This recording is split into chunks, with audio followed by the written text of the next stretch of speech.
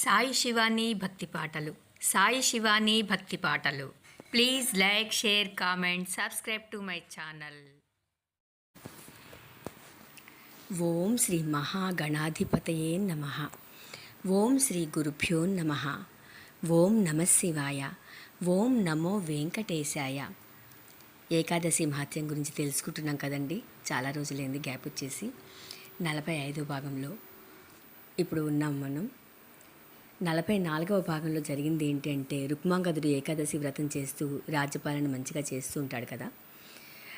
ఆ సమయంలోనే మోహిని రావటము, తన భార్యలందరినీ కూడా పక్కన పెట్టేసి తనతోనే ఉండాలని చెప్పని తను అడగటము జరుగుతుంది. రుక్మాంగదుడి పట్టపురాణి తన పూర్వ వృత్తాంతమంతయు ఇప్పుడు చెప్తూ ఉన్నది. పెడసరి పురుగు కథ. ఆ పూర్వ వృత్తాంతంలోనే ఏంటంటే, తన భర్త అప్పులు చేసేసి తన్ని పట్టించుకోకుండా తిరుగుతూ ఉంటాడు. అప్పుడు ఆ అప్పుల వాళ్ళందరూ వచ్చి తన భర్తని కట్టి కొట్టేసి తెల్లవారేసరికల్లా మా అప్పులన్నీ తీర్చాలని చెప్పి వెళ్ళిపోతారు. ఆ భర్త ఆ భార్యని నగలు అడిగితే నేను ఇవ్వను, నేను వెళ్ళిపోతాను, పుట్టింటికి వెళ్ళిపోతాను అని చెప్పని వెళ్ళిపోతుంది. ఇక ఆ భర్త ఆ చీకట్లోనే ఆ నైటు ఆ కట్లన్నీ విప్పుకొని ఇక బయటపడతాడనమాట. పారిపోయేస్తాడు. పారిపోయి వచ్చేసి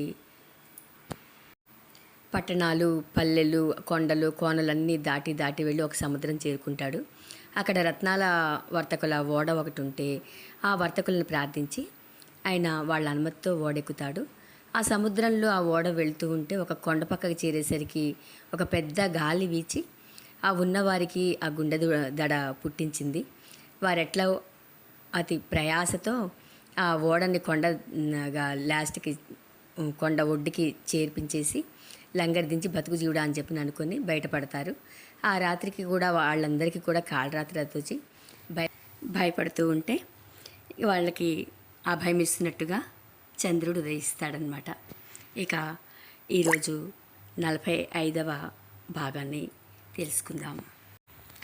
ఈ ఓడ దిగిన తన భర్త ఆకలి తాళలేక ఆ కొండ మీద ఏమైనా చెట్లుంటాయేమో అని చెప్పిననేసి ఆ కొండను ఎక్కుతాడు. ఆ పళ్ళు తిని కాసిన నీళ్లు తాగి ఈ రాత్రికి ప్రాణాలు నిలుపుకుంటే చాలు, తెల్లారాక తర్వాత చూడొచ్చులే అని చెప్పిననేసి ఇక ఈ ఓడలో కూర్చోవటం ఎందుకని చెప్పిననేసి వెళ్ళేసి ఆ పడవ దిగి ఆ కొండ ఎక్కుతాడు. ఆ కొండ మించి 4 వైపులా చూస్తే ఒక దిగుడు బావి కనిపిస్తుంది. ఆ కొండ మించి దిగి దబదబా వచ్చి ఆ బావి దగ్గరికి చేరి దాంట్లో స్నానం, సంధ్యావందనం చేసి ఇక దాహం తీరేట్టుగా కొంచెం నీరు తాగుతాడు. తర్వాత అక్కడి నుంచి వెళ్ళి ఒక మామిడి తోట కనిపిస్తే ఆ మామిడి తోటలోకి వెళ్ళేసి ఇక చెప్పేదేంది, కడుపారా ఆ పళ్ళ రసాలు తిని తాగి ఇక ఆనందంతో ఆ చెట్ల కిందనే ఆ చల్లని వెన్నెల్లో ఆ గాలి వీస్తుంటే ఇక పడుకుంటాడనమాట. ఇక 46వ భాగంలో ఇక అట్లా సుఖంగా నిద్రిస్తుంటే కొంతసేపు అయిన తర్వాత అక్కడికి ఒక రాక్షస సుందరి వచ్చేసి అతన్ని నిద్రలేపుతుంది. నిద్రలేపితే అతను కళ్ళు తెరిచి చూస్తాడు. ఎదురుగా ఒక సుందరి కనిపిస్తుంది.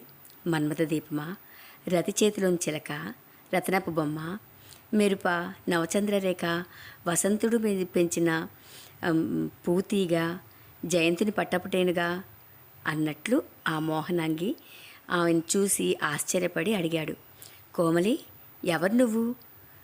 నీ వారెవరు? ఎక్కడి నుంచి వస్తున్నావు? ఇక్కడికి ఎందుకు వచ్చావు?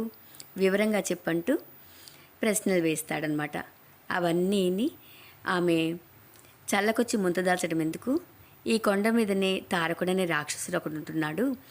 అతనికి ఇష్టం వచ్చిన చోటుకి వెళ్ళి కనిపించిన సంసారిని క్షణంలో చంపుతూ ఉంటాడు. అతనికి అదొక ఆట అయింది.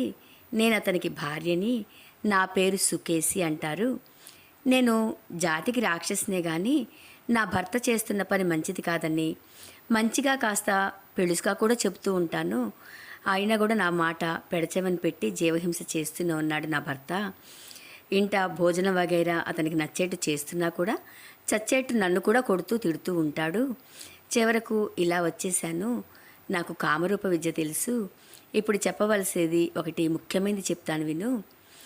కానీ రాజు పాంచాలీకరుడు అని ఒక పేరు గల రాజు ఉంటాడు. అతని కూతురు చాలా అందంగా ఉంటుంది. పేరు పద్మిని. ఇంకా తనకి పెళ్లి కాలేదు.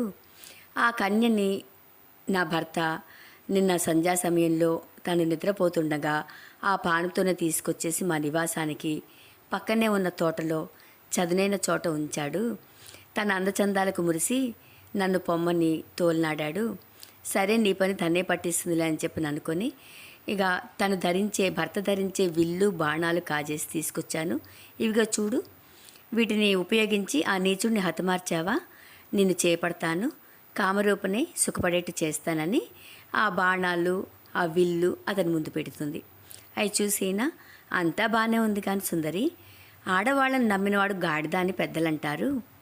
కోపానికి మొండిపట్టుకు కూడా ఆడవాళ్ళు ఆటపట్టు అంటారు. సమయం చూసి స్వార్థం కోసం ప్రాణాలు తీసేస్తారు. దేనికి జంకరు, విషం లోపలుంచుకొని తేనెల్లాంటి మాటలు మాట్లాడుతుంటారు. వాటిని నమ్మి నడిచాడా ఆ మగవాని పని ఆ నిమిషంతో సరి. మరి నేను ఎలా నమ్మేది? అందులో సామాన్యురాలవు కావు, నువ్వు రాక్షసునని చెబుతున్నావు. నిన్ను నమ్మి నేను నిలబడితే మృత్యువుకి ఎదుటి నిలిచినట్టే అని అన్నాడు. ఆ మాటలకు అది నమ్మి ఇక ప్రమాణాలు చేస్తూ ఎన్నో ప్రమాణాలు చేసిన వాక్యాలు పలుకుద్దన్నమాట. అయితే అదిగో విశ్వజనేత్రి విశాలాక్షిదేవి, ఆ దేవళమే జగజ్జనకుడు శ్రీ విశ్వేశ్వర స్వామి ఉండేది. ఆ దివ్యక్షేత్ర మహిమ నా వంటి వారు వర్ణించనలవి కాదు. ఎంగిలి తిన్న పాపం, బ్రాహ్మణుడు చంపిన దోషం, పరకాంతను కూడిన కల్మషం, యజ్ఞం పాడు చేసిన పాపం, తల్లిని ఆడదాన్ని చంపిన పాపం, ఈ విశ్వేశ్వరుని పురమందు నివసిస్తేనే గాలికి ధూళిలాగా ఎగిరిపోతాయి. సజీవంగా ఉండి ఎన్నెన్నో పుణ్యకర్మలు చేసినా కూడా మోక్షం అనేది దుర్లభం. కాశీలో మరణించిన ఏ జంతువైనా ఈశ్వర రూపం ధరిస్తుందట. ఈ భాగ్యం బ్రహ్మకి కూడా కలగదంటారు విఘ్నులు. శ్రీ విశ్వేశ్వరుని వంటి దైవము, కాశీక్షేత్రాన్ని పోలిన పుణ్యక్షేత్రం, గంగలాంటి తీర్థం, శ్రీ విశాలాక్షి వంటి మహాశక్తి నేలపై ఎక్కడా కూడా సమకూరవని పెద్దలంటారు. ఇక్కడ ఉన్న చెట్లన్నీ కల్పవృక్షాలే, చిదిపిన రాళ్లన్నీ కూడా సిద్ధలింగాలే, ఆవులన్నీ కామధేనువులే, పల్లపు నీటి గుంటలన్నీ అమృతకాలమే, జలప్రవాహాలన్నీ గంగా సమానమైనవే, చండాలురందరూ దేవతలు, దోమలు అన్నీ కూడా పక్షిరాజులే, తీగలన్నీ కూడా సంజీవిలతలే. అట్లా కనిపించే గండశిలలన్నీ పరుసవేదిలే. కమలగర్భుడు కాశీ మహిమ వర్ణించలేడు.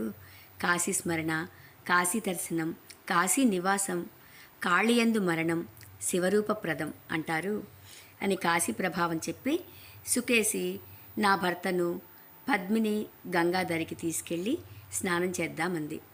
సరే అన్నారు. ముగ్గురు గంగలో స్నానం చేసి శ్రీ విశ్వేశ్వర దర్శనం చేస్తారు. అక్కడ స్వామివారికి పాదాభివందనం చేసి భక్తితో ప్రస్తుతిస్తారనమాట. తర్వాత కాలభైరవుని భజించి డుంటి విఘ్నేశ్వరిని అర్చించి ఆ విశాలాక్షిని సేవించి ఆదికేశవులకు పాదాభివందనం చేసి లోలార్కుడిని మనసారా స్తుతించి సిద్ధలింగాలను సేవించి ముక్తి మంటపం మందు కొంతసేపుండి జ్ఞానవాసి మొదలైన తీర్థాలలో తేలి రాజమందిరం వద్దకు వెళ్ళారు. కేళి పద్మిని లోపలికి పంపింది. తాను పద్మనాభుడు చెల్లుపల్లిని పైనే ఉన్న ఆసనాలపై ఆసీనులై ఉన్నారు. కూతురు ఉన్నది ఉన్నట్టుగా మాయమైపోయింది. ఏమీ చేయడానికి తోచక శోకమూర్తై ఉన్న రాజు ఎదురుగా నిల్చున్న కూతురుని చూసి